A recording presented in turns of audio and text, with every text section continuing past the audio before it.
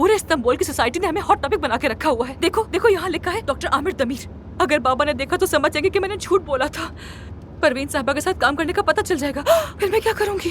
अफसून देखो, ये सब मेरी वजह से हुआ, मुझे मालूम है, लेकिन मैं कोई हल निकाल लूंगा, समझती क्यों नहीं? रिलैक्स रहो।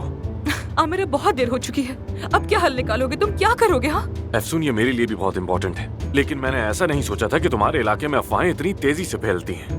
तो तुम्हें अब समझ आ रही है? हाँ जाहिर है, तुम्हें क्या होगा, नुकसान तो मुझे उठाना पड़ेगा ना, तुम पे तो कोई असर नहीं पड़ेगा। मैंने अपना पूरा करियर कुछ उसूलों पर कायम किया हुआ है, समझ आई? आज तक मेरी किसी औरत के साथ कोई तस्वीर नहीं छपी। हैरत है, तुम्हें पकड़ा नहीं किसी ने?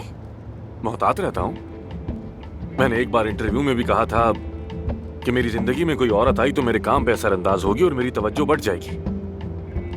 अब कल से पेशेंट्स की कैंसिलेशन शुरू हो जाएगी। देखो, तुम्हारी फिक्र तो काम की है, लेकिन मेरी पूरी लाइफ का सवाल है यहाँ। अफसून, मेरी जिंदगी मेरा काम है और ये बात तुम भी जानती हो, लेकिन मैं तुम्हारी भी बात समझता हूँ। कह रहा हूँ ना कि कोई हल निकालूंगा, रिलैक्स रहो। ठीक है, अब आगे देखते हैं कि हमें क्या करना है।